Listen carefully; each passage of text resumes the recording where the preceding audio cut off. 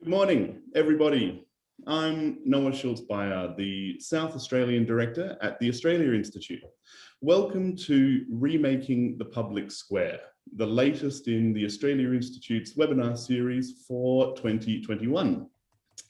I can see a whole stream of attendees coming through the digital door as I speak. Thank you for being with us today and welcome. But before we begin, I would like to acknowledge the traditional owners of the land on which we meet. I'm coming to you today from the land of the Kaurna people on the Adelaide Plains. I acknowledge that sovereignty was never ceded and pay my respects to elders past and present. Well, thank you so much for being with us today. I'm going to get us started with a little bit of housekeeping, the boring stuff. We'll get that out of the way as quickly as we can. Before moving on to what should be a great conversation. We are hosting these webinars each week, but the times and dates do vary. You can make sure you don't miss out on any of the webinars by signing up on our website at australiainstitute.org.au, where you can also find recordings of all of our previous webinars.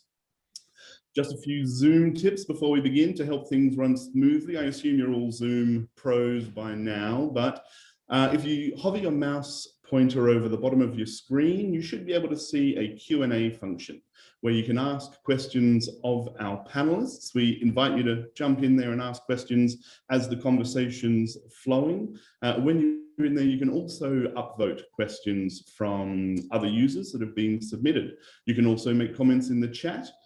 Speaking of the chat, we just ask that you keep things civil and on topic in there, or we'll have to boot you out. Hayden's on patrol today, so he'll kick you out if anyone's too unruly. We don't often have that sort of problem, but just, we like to keep things friendly and on topic in there.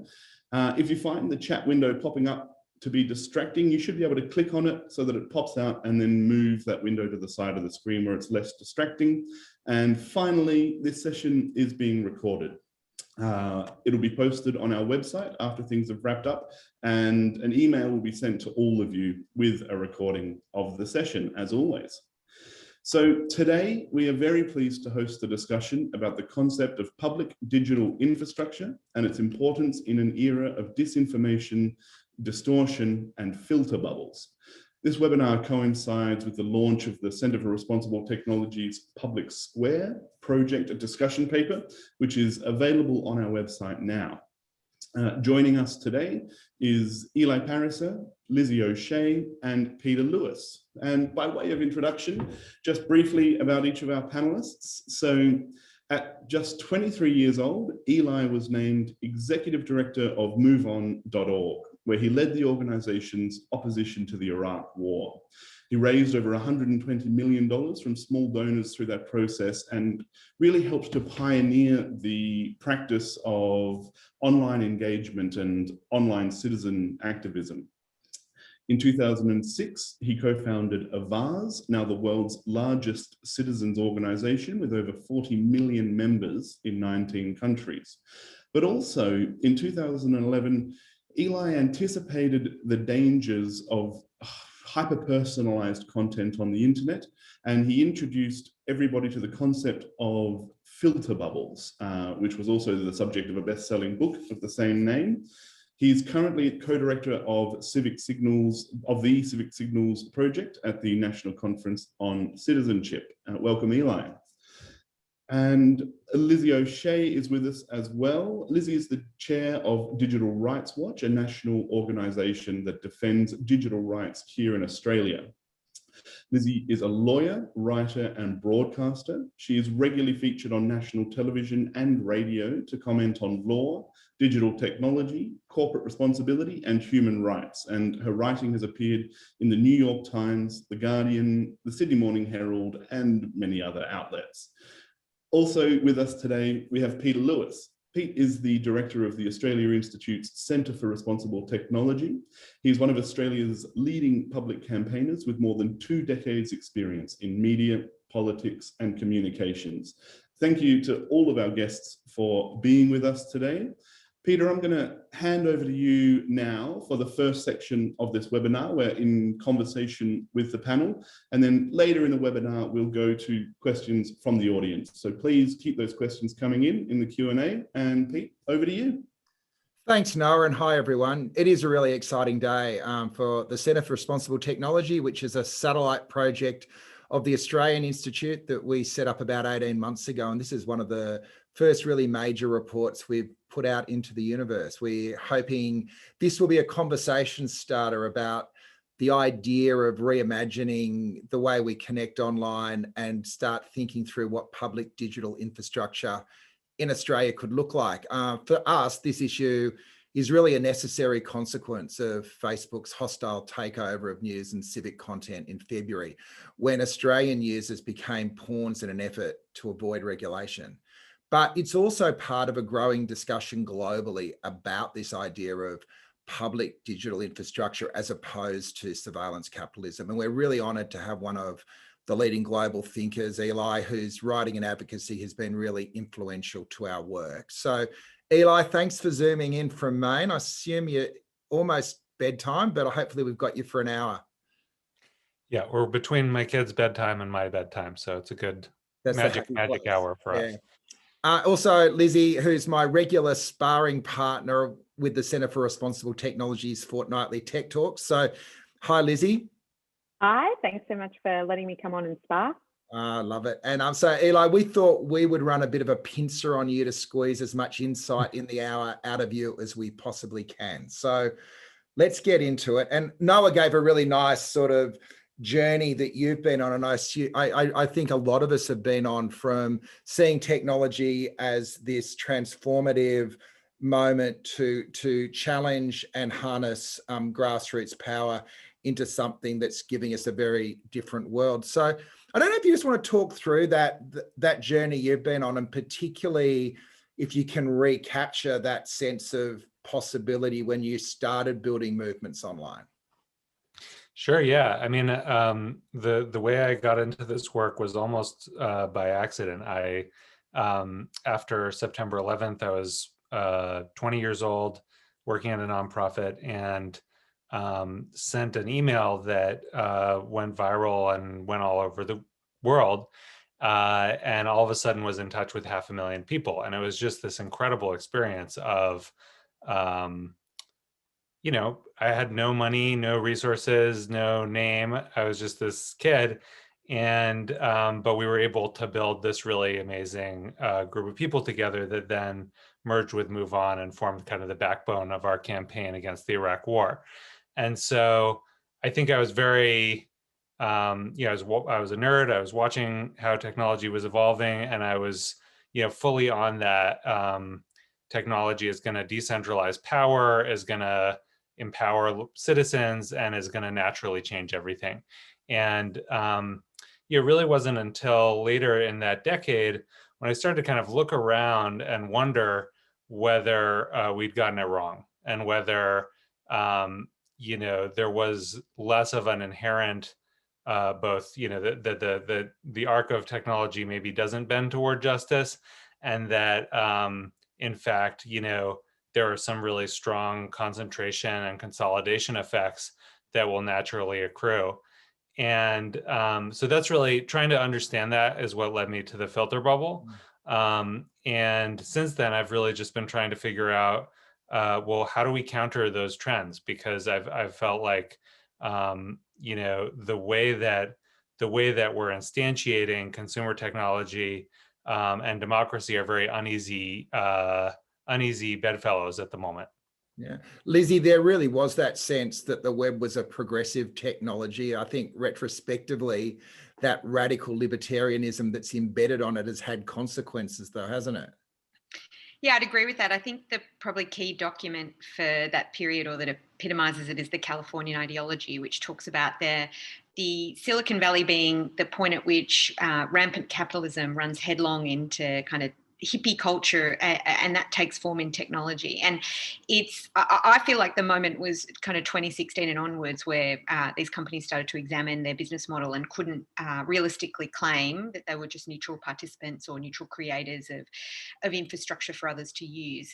So when people talk about technology and the regulation of technology being a recent debate, I think we can trace it back to there, where we saw, Trump being elected in a way that many people found confounding, where the Brexit referendum happened, and people started to realize there's a whole different reality that other people are seeing online that I might not be seeing. And how do we reconcile that with the idea that we need to have a common understanding of truth or politics, or what is democracy?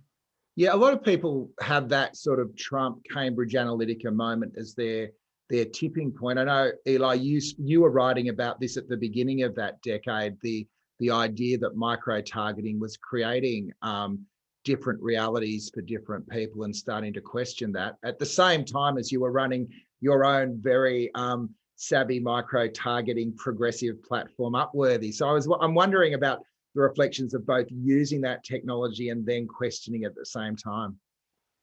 Yeah, well, after I wrote the book in 2011, I was really thinking about, there was this one big project, which was like reform the algorithms and reform Facebook and try to get it to, to behave and to be kind of conducive to democracy. And then I think there was, I was thinking, okay, if that doesn't work out, we need a plan B. And so Upworthy was kind of this attempt to figure out, could we build media that was very algorithmically friendly, but that was doing some of the surfacing of important conversations and civically valuable information, kind of on the terms of what's engaging. And I think the piece of that I'm proud of is we did manage to reach a whole lot of people with content that I think was really valuable and informative.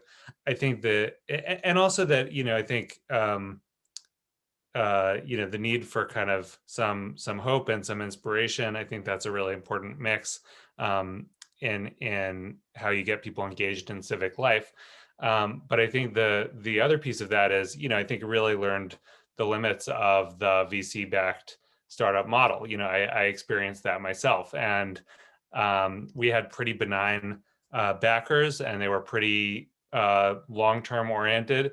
But even still, ultimately, I faced myself, these considerations about, okay, there's this set of really important, climate change stories that we want to do, but also we're looking at the budget for this quarter and the revenue targets and have to make some prioritization decisions. And, just as I segued out of Upworthy, really got me thinking about, why are we so attached to this one model for producing digital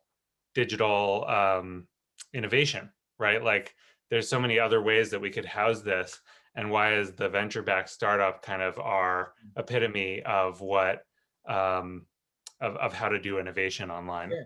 Who would have thought that a transformative technology would be driven by people trying to win lotto? Like the whole idea that is going to be the way you plan a coherent future seems, crazy. And then you've got the other side, Lizzie, which is you get state-controlled webs now, as we see out of China, which uses the same technology in very different ways. Yeah, it's interesting listening to you guys talk, because the other kind of pivotal turning point was in our attitude to government or regulation. It wasn't that long ago that Eric Schmidt, the former CEO of Google, very senior in Google in any event, talked about how damaging regulation would be to the tech sector.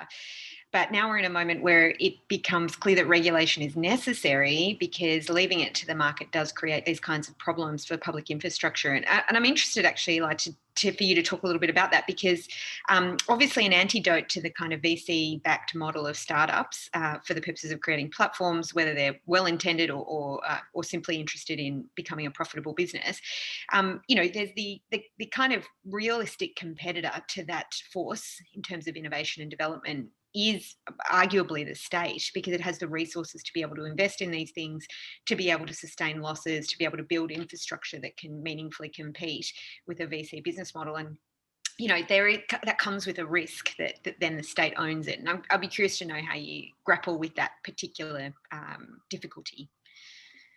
Yeah, and that might be a segue into the whole Civic Signals project. So let's go to that vision. Yeah, no, this is what I've been working on for the last couple of years, and I started this research project with Talia Stroud, who's a brilliant communications professor, really trying to think about, like, okay, if we were to take a news feed and we were trying to rank content based on what was going to be the best for a pluralistic democracy, how would you do that? And we quickly kind of dismissed that frame because we felt like it was too content centric, and that a lot of the ways that we talk about and think about the internet right now are as if the content is the central character in the story, rather than the relationships between people. So we were looking for this other metaphor, and we got excited about what happens when you really think about social media and digital communities as spaces. And when you start to make that leap, you realize, okay, there's all this wisdom that we can bring into this conversation from urban planning, from other disciplines that look at people in this very different way than kind of rational actors exchanging information, but that look at people in the way that we act out in the world, which is, we communicate emotionally and non-verbally, we gather in groups, we, have trouble coordinating behavior with strangers. And yet we've found all of these templates and solutions for how to build public spaces and societies that actually do some of the social trust building and familiarizing us with each other that's necessary to hold a society together. So as we were talking to urban theorists and kind of pulling on this thread, one thing that comes into context very quickly is that, in physical communities, we have businesses, and they're great, and they serve a really important role. And we have, kind of government infrastructure, sidewalks and roads and other pieces of kind of critical infrastructure. And then, we also have kind of the social sector, and we have libraries and schools and other kinds of institutions. And I think when you start thinking about it, we're kind of trying to cram bits of all of those functions into these private companies that are just totally not organized to serve those missions. There's no reason to think that they would. And in fact, I've had conversations with executives at a number of these companies who would totally agree. They're like, we're way over our skis in terms of what we've kind of taken on, but there isn't a social sector or a lot of government role that has been built out to kind of do some of these social functions.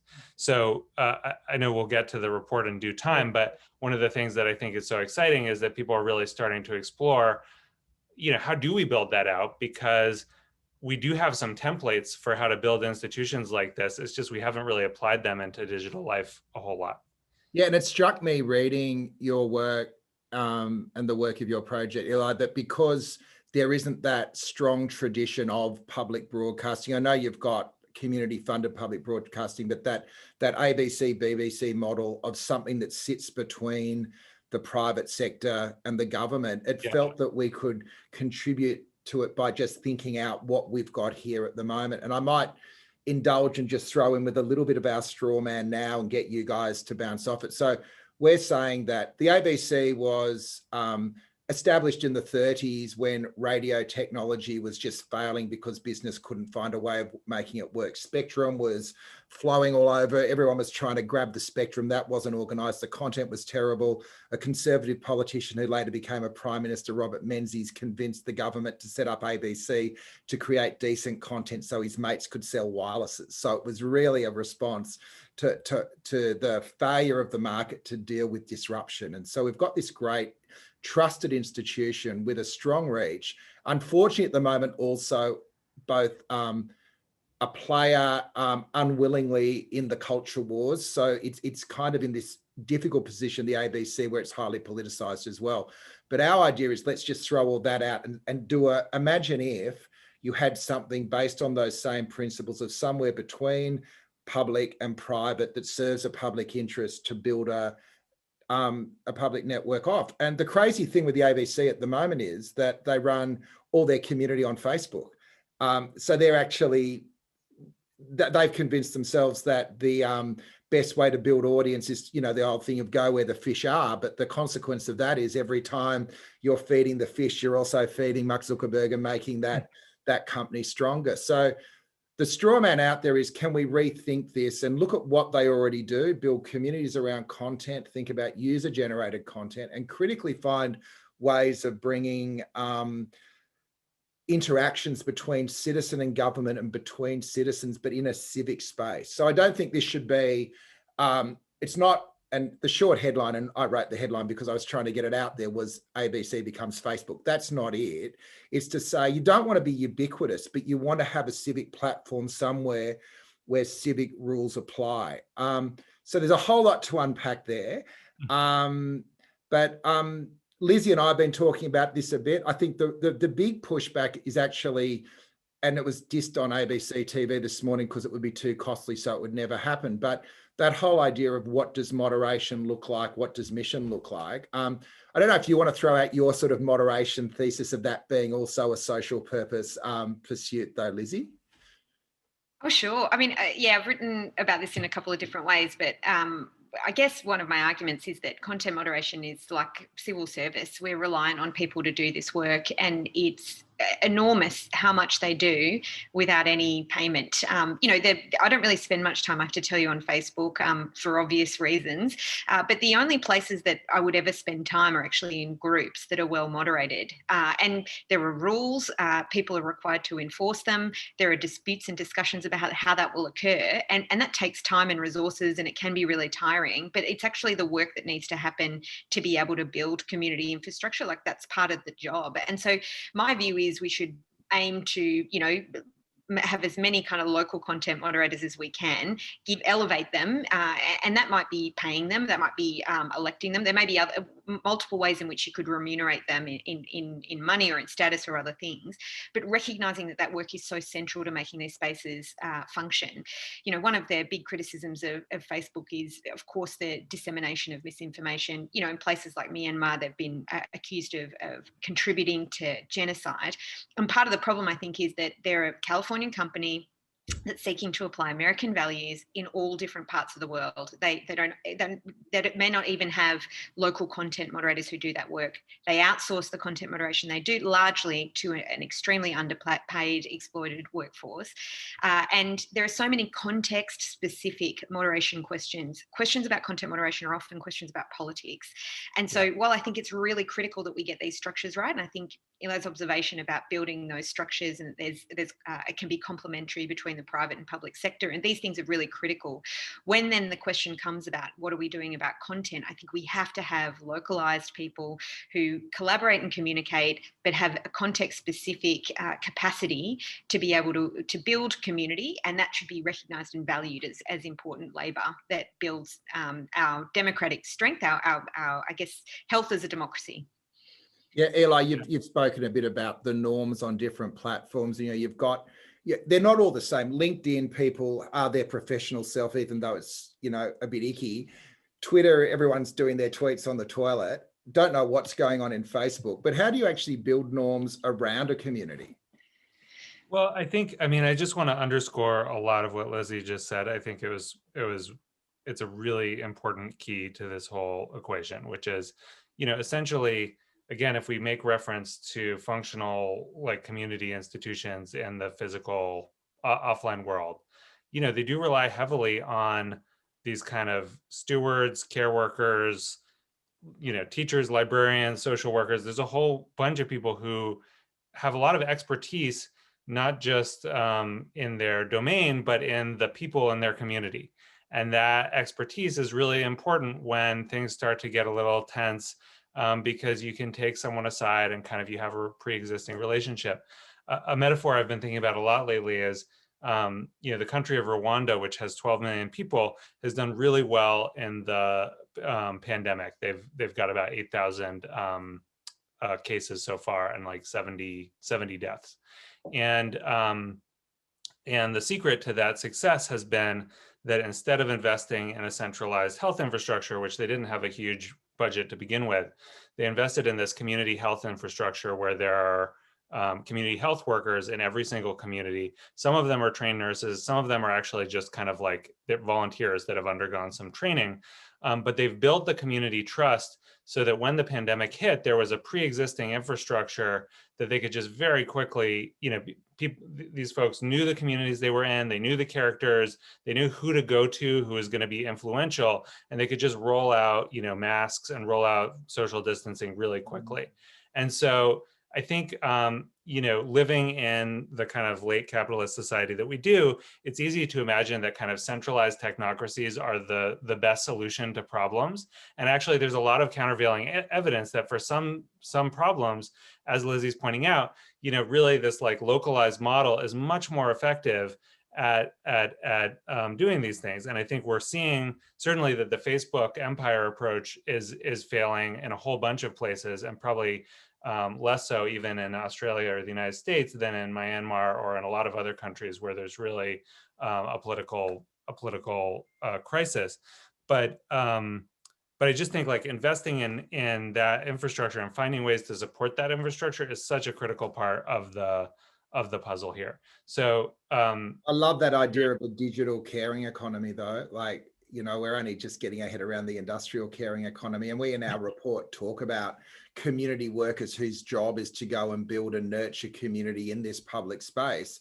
And also the idea of technologists that are designing interactions, which I think is a bit like your public planners, but digital, where if your technologists are not driven by how do we squeeze money out of this for Silicon Valley, but how do we pursue a series of shared objectives, common good, civility, engagement, nuance, friction, and building those into the way information is served, it will be very different. Yeah, I think so. And again, this isn't theory. This is when you examine, the whole host of like pretty solid communities, like this is one of the traits that you see across almost all of them. Like it's very hard to have a community that's really working well without this kind of like work and leadership. And part of the business model of these companies has been essentially to like abstract that out and claim that as margin. And Facebook, I think a couple hours ago announced that it made $26 billion or something in the first quarter. Part of what that money is extracted from the institutions that were doing this work beforehand. And so I think it's not unreasonable to say, okay, we kind of need to rebalance this a little bit because we have local journalism, certainly in the United States anyway, just completely cratering. A bunch of these other institutions are falling apart, and we don't really have a plan to like reinvest digitally. And so that's where I see this work being so critical. Hey, Lizzie, it was really interesting when Facebook did the news takedown in Australia. We called for a boycott of advertising while the news was down, and it was like crickets. Like there was no progressive organisation apart from Digital Rights Watch, who put their values where their money where their values was, who said we'd go away, because they were all saying, whether they were progressive politicians, whether they were Amnesty International, they were all saying to me, but that's our oxygen and we can't cut it off.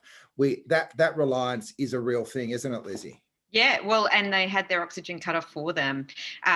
We've had a long-term debate between us, Peter, about the usefulness of the media code. And, one of my objections to the media code is that really government had vacated the space for building the civic infrastructure that we're talking about. So even if we were in heated disagreement about that particular proposal, I think it's interesting now we're talking about what I think was missing and gave rise to this situation. But yeah, it was ironic, of course, because Digital Rights Watch advocated against the media bargaining code because we think there's better things we can be doing to build a robust digital infrastructure for both reporting news, but also combating disinformation. But it was ironic, of course, that we were subject to the news ban and had our page stripped of all content, notwithstanding that we ended up on the same side as Facebook in that particular debate. I think it highlighted to us and to many people something we already knew, which is building a dependency on these platforms is dangerous for civic organisations. And any civic organisation that's thinking of taking that path needs to look at it really carefully, because they could lose access to their communities. So our view was that we had thought about this for a long time, but we decided this was the last straw. We were going to disengage from Facebook. We don't have a Facebook page anymore. And I think we need to live that example for others to follow. But there are other organisations that have done the same thing. There's a really interesting example in New Zealand of a media organisation that decided to disengage from Facebook in the wake of their dealing with the Christchurch massacre, and they document how they've managed to make their audience, or find their audience, notwithstanding that. And I think that it brings new opportunities as well. You don't become beholden to the rules that are set by, Mark Zuckerberg and his friends about what kind of content will get prioritized. So, the tail stops wagging the dog, so to speak, for these media organizations. And I think that can open up bigger possibilities. So we certainly didn't ever feel beholden to Facebook in that way, but we felt like it was the right time to make a move to disengage, and we'd encourage other organisations to do so. And even if it's not necessarily in your immediate realm of possibility, I think we can start to move our dependence away, start to treat Facebook as perhaps a place where you might find people, but then you shift them off and you start to build alternatives so that it's not so dangerous and you're not so vulnerable to the whims of a billionaire who's trying to wring out concessions from a democratic government. And I think that's the lesson that we all need to learn from that experience. And hey, Eli, just before we go to questions, I've got this nagging question in my mind that starts with, everyone thought Facebook was progressive because of Obama and because of the way he used it. And I think we've learned that it's not just a neutral platform, but my thinking is that micro-targeting pulls people apart and makes it really hard to build movements. And I don't know if we can share and like and micro-target our way to movement. I'm interested in your thoughts on that. Yeah, I think that's a really, I made some arguments about that in the book. And I think that, one of the challenges is, it allows politicians, movements, everyone to kind of speak out of multiple sides of their mouths. We don't have to make arguments that are trying to enlist a broad swath of the public. We can pander, micro pander essentially. And that sort of produces dividends in the very short term, but in the longer term, the muscles start to atrophy of like, how do we actually build broad coalitions and broad arguments? And so I do agree with that. I think when it comes to kind of the surveillance capitalism argument that, targeted advertising as a business model is the kind of is the source of all of this, there I'm a little more skeptical, just because I don't actually think it's as much targeted. I don't think that if Facebook moved to a payments-based business model, that it would be all of a sudden be an extraordinarily healthy digital space. Because I just think, there are qualities that successful public spaces have that are really hard to replicate inside of any VC-backed startup. So, or it's not a startup anymore, but so I think we need to be thoughtful about where we're diagnosing the challenges so that we can think more creatively about what the solutions look like. Do you want to pull a few questions out, Noah, and then we'll sort of round it out with a bit more, forward-looking? That sounds great. Great conversation so far, and the questions are coming in. Always welcome more questions from the audience. So we've got quite a few here, and I thought I'd kick off with one from Deidre Stewart, and she asks, what do panelists think about the Australian education system, which tacitly or explicitly endorses Google through overuse of Google Docs and other services? Also, what does the panel think about the shift to everything online in the education space with all of the associated advertising, distractions, and surveillance behind the scenes. Lizzie, I thought we could go to you to talk about the Australian context first, and then on to Eli for his opinions, perhaps more looking at the American experience. Yeah, I think there's a couple of issues here. To start with the first one, I suppose, I mean, I think it is a problem that the Australian government and various state governments vacate the space of this kind of infrastructure work to allow schools to be able to use a platform that they perhaps created. And I think that as in the government could create and invest in this kind of work to build tools for schools to be able to use. And relying on the private sector is, you know, the next step in a decades-long tradition of outsourcing some of this work to the private sector without proper controls, but also in a way that inhibits our ambition to be a builder of things in this field as well. So that's disappointing. And I think at the very least, in terms of procurement, the governments, and both state and federal, should be throwing their weight around to perhaps require that private providers do certain things before their product is used in school environments. The second point about how we teach children around, or whether the reliance of online learning, it creates problems in terms of distraction. I mean, the thing I would say about this is a constant issue we have raised with us at Digital Rights Watch. You know, children's rights, I suppose, in online spaces. And I am reluctant to pin all problems on the transition to online learning. I think actually one of the skills we're going to have to teach children in the 21st century is coping and dealing with an online life that is unfortunately framed around keeping people engaged and online, keeping people distracted. I think we can also talk to them about why that needs to change. But insulating them off from that world isn't the answer either. And so I think it is really important that we have discussions about where we want the world to be and what's wrong with it in its present, but also being able to build your capacity and your resilience to be able to manage those difficulties while they're still here. Great. Eli, to you, and then Pete, if you've got something to add as well. Yeah, I think I agree with what Lizzie just said. I'm not a purist when it comes to you know, the kinds of infrastructures that folks use to make things work online.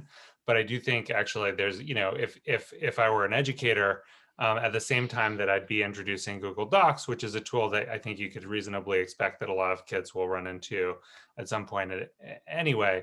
Yeah, it'd be interesting to talk about the business model behind that, to talk about lock-in and how Google Docs is part of a effort to get people in this ecosystem where they're sharing more of their data and why that's valuable to Google. And I think having that kind of critical understanding of what am I participating in could be a really valuable, you know, learning experience. I also think, you know, and I think we've talked a bit about this, but to me, the ideal, you know, sort of state that we're looking for isn't a purely public solution or a purely private one. It's one that melds, you know, that draws on the skills that private enterprise can bring and that public spirited institutions can bring. And so I think we're really looking for, we're not looking to kind of replicate Facebook in a private, in a public domain, but kind of augment in some of the places where the market is least likely to serve people's needs. And yeah, there are plenty of them. So I think that's where we should be looking. Yeah, we put out a paper last year called Texit when the big tech companies started threatening to withdraw services to Australia, and really identified the reliance of both the health and education systems on the Google tech stack as a real risk to be mitigated against. And so there is a real piece, as Lizzie says, in government procurement in really thinking through what we want our tech architecture to be. As a parent of teenagers, I'm living the experience of online learning, kids being totally surrounded by noise. But my insight is that the real issue here is not the tech learning, it's the business model that shifted all the costs in Australia to the parents. So bring your own devices, you buy the computer, they plug into the system, and then they've got the world's most awesome library and toxic candy store in the one box, and they're being expected to self-moderate. There's addiction by design built into games. There's a sense that there aren't the clear spaces and doors to go through from one place to another, and that doesn't even bring porn into the equation. So I just think there are a whole lot of issues, and it's been just the move has been so fast that this generation has almost been the guinea pigs, and we're not quite sure what it's going to be like having a full life learnt online. And Pete, while I have you, there's a question here around the report that was launched today and the concept of public social media. Casey Tonkin asks, do you really think, is it possible for the ABC to evolve at the cost of the taxpayer into something like a social media platform, given the severe opposition for ABC funding from the likes of News Corp? How could such a proposed change fit into political strategy in the current media landscape? Well, this is my cunning plan, guys. I actually think that you've got to start with the ABC because it's got the reach, but you can't build it from scratch.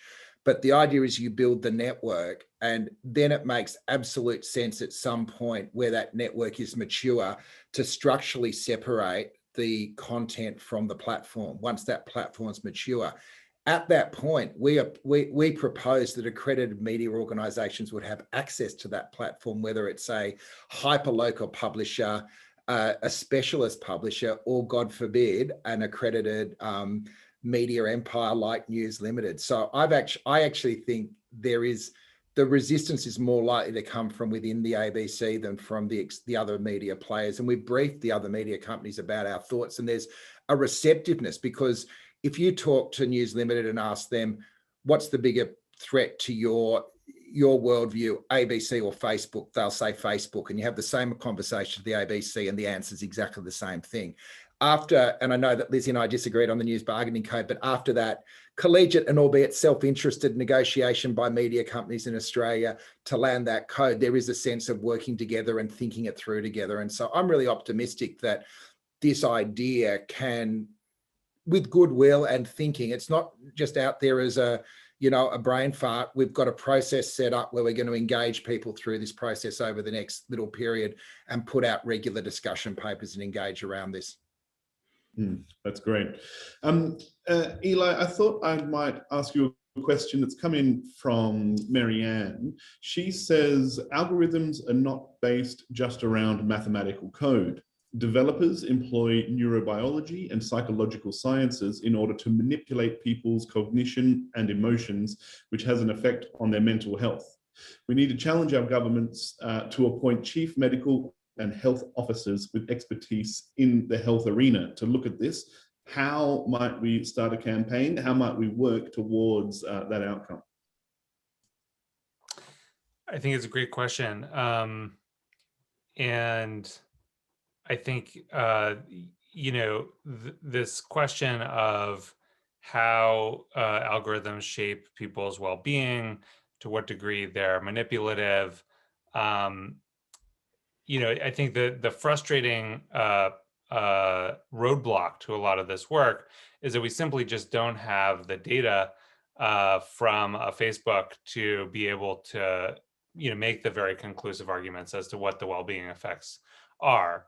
Which is by design. Obviously, this is what they're not stupid, and so I kind of think. I think that having mental health professionals who can speak to these issues is really important, but we also really need to agitate for the kind of ability to study these platforms that would allow us to make a more compelling case about this and many other issues. And to me, that's sort of like, I would actually start there. Also because it just seems like a fairly reasonable premise that when so much power is aggregated in one place, that's a complete black box to the public, but with consequences for our politics and our health and so many other things, that it would make sense to have an ability to peek inside. And so, there are some policies that are being developed in the United States by Nate Persily and other folks that are thinking about how do you do this in a way that doesn't expose everyone's data, but that does allow researchers to actually understand what's going on under the hood and what the effects are. It's really just, there you go, Lizzie. Well, I was going to say, members of the audience might know about the social contagion experiment, the study that was done by Facebook where they sought to manipulate users' feeds and to see what effect that had on their emotional state. And that happened a number of years ago. And of course, when they released this this study kind of in a nonchalant way, I think they were probably a bit surprised at how appalled people were that they'd done this. And the answer, I think, is that they still do that kind of experimentation on users, and they still do that analysis of users, but they don't make it public because they've learnt their lesson not to. And so I agree. I think it's absolutely critical that researchers that aren't from internal to the company get access to that data, and it should be mandated so that we can start to map the social effects. I did read an article the other day, actually, because we're talking about mental health issues here, but it's also got political consequences as well. And I thought it was really interesting. They were profiling someone who worked with far-right YouTubers. And I think it's Lauren Southern, but it might have been another far-right YouTuber who, incidentally, I think is now on got a slot on Sky News here in Australia. I couldn't find a home anywhere else, but happily ensconced with Murdoch. But there was an off-the-cuff reference in the New York Times that indicated that a third of the traffic to her YouTube channel came because it was directed by the algorithm, which I think is astonishing, because these are people who are building a movement of fascism, really, far-right nationalist types, and recruiting people into it. And a third of that work is done by the algorithm, which I think is really telling. And so, the assumptions that we make about the state of politics and how it's fallen into the gutter and we blame each other for it, I think we should be starting to talk about how the structures are in fact fueling this. And that if we want to tackle some of the political problems we face, we are also going to have to examine how these automated systems are implicitly, sometimes directly, sometimes with the knowledge of the company, contributing to these immense divides. And guys, our friends at the public health website, Croaky, really, along with climate change and other environmental factors, really look at technology through a public health frame. And I think it's a really useful way of going about it. And to Lizzie's point, if algorithms are seen through a public health frame, then there is an imperative to be transparent because they are having an impact on health. Just if I can push the social contagion experiment thing one click further. Number one, in some ways that's all the news feed is a series of social experiments. And what's notable about the social contagion experiment, it was that it was intentionally designed. But actually, most of how the news feed is working now is based on machine learning, where the AI is basically drawing inferences about what is getting people to engage that no one at Facebook necessarily has even formed into like a hypothesis or a thought. It's just that this is lighting up this group of people, and so let's adjust this way. And so to me, we're even it's creepy enough to have people having an idea and experimenting on another group of people, but actually what we have is kind of like a self-experimenting, self-optimizing system that even the people who are at Facebook don't totally understand what the effects of are at any given time. And I think that just only militates even more toward the necessity of having some transparency and some ability to kind of like understand what that system is doing. What are the outputs? Interesting. Well, we have time for one or maybe two more questions before I hand back to Pete. Time is flying. When you have a cracking conversation, it really seems to just disappear. But thank you to the hundreds of people who have joined us in the audience today and for your questions. There was one more. I thought I might start with you on this one, Eli. Steph Ray asks, when social media is regulated and over-moderated, people leave and end up on sites like 4chan and 8chan. These platforms have created the QAnon conspiracy and allegedly led to the storm on the Capitol in the USA. According to sociologists, moving them off mainstream platforms doesn't solve the issue, it intensifies it. What is the answer when we're looking at, wanting to create a better space through regulation, but then having to balance the requirement to keep it lively enough to not force people off of it? So I think, so I'd say a couple things. One is, I don't think it's necessarily the worst thing to have, extremists have to find their own message boards or their own places. Obviously, like ideally we deal with those problems at the root. But the second best thing is that they don't get to take advantage of and game algorithmic amplification to reach millions and millions of people. And that's essentially what folks lose when they leave the platform. So I think it's important to call that out, because I think that's one of the main functions that Facebook offers, is this kind of like algorithmic introduction to a whole bunch of people who have never heard of you before, or never heard of your ideas before. But I guess for me, this points to a broader restructuring that I think we'll see over the next 5 or 10 years in how we think about the internet, which is right now, there's sort of like a few big empires, and then these little, you can almost think of like a 4chan as like the ISIS, the little kind of state in the making off on the side. And I think what I hope we move toward is something that's kind of much more pluralistic in terms of being decentralized, but that also has a kind of federated structure, so that those different networks both have some amount of autonomy, but then can cross connect. And you can kind of think about it as, this is a move that nation states made at some point, from being, it's a monarchy and there's one ruler, to we're actually going to figure out how to have all of these different localities. I think we're on the verge of that in the web, and I think there will be pluses and minuses to those structures. But I'm actually pretty optimistic that because for all the reasons that we were talking about with kind of the community governance aspect, I think it's actually a more manageable task when we federalize than when we think about trying to tweak one algorithm that's supposed to meet the needs and values of 7 billion people. Great. Lizzie, I'm going to give you an option. You can either add to that one, I'll get a whole new question. I'm happy to squeeze in one more question. Let's see. All right, great. I think I don't want to touch on it. Very qualified to cover it. Great. Well, this question comes from Steph Ray, and she says, the Facebook situation is a case study for how privatization and free market freedom can create serious problems for democracy. Is this a good argument for regulating media better, including monopolization? Surely if there was more competition and diversity in all areas of media, it would mitigate some of the Cambridge Analytica style effects.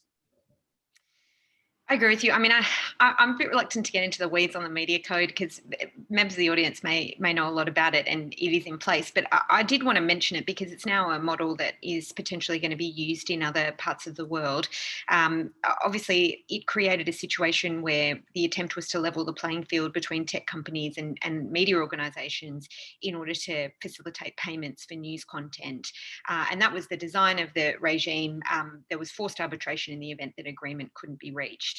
Now, I had a lot of objections to this, and one of the key ones was that you had to meet certain criteria in order to get access to that code. So you had to be of a certain size, you had to make content for a particular audience, the Australian audience, you had to have journalists who subscribe to various codes. And to my mind, it seemed such a disappointment, because one of the great things of the digital age is that there's all sorts of different people doing different things that sort of look like news, maybe don't look like a traditional journalist going out and then typesetting an article in a newspaper, but do contribute to the public debate, including, satire and comedy, as well as investigative journalists who have their own YouTube channel that might be very large, that might also cater to an international audience as well as a local one, that might fall out of this regime. And so what I really didn't want to see is the entrenched interests that exist with large media companies being further entrenched, whether it was in accessing money or ultimately appearing in something like a showcase, whether it's on Facebook or Google, becoming the entrenched media organisations that you go to for authoritative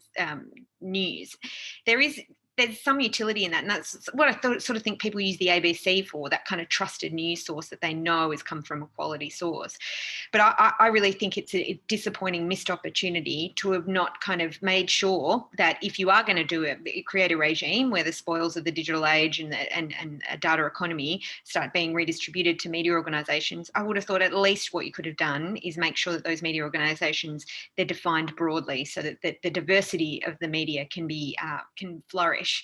rather than, just large media organizations like Murdoch and others benefiting. So I think we could do work to fix that, and I'm hopeful that journalists will continue to do it. And that's one thing I wouldn't like to see replicated in other parts of the world.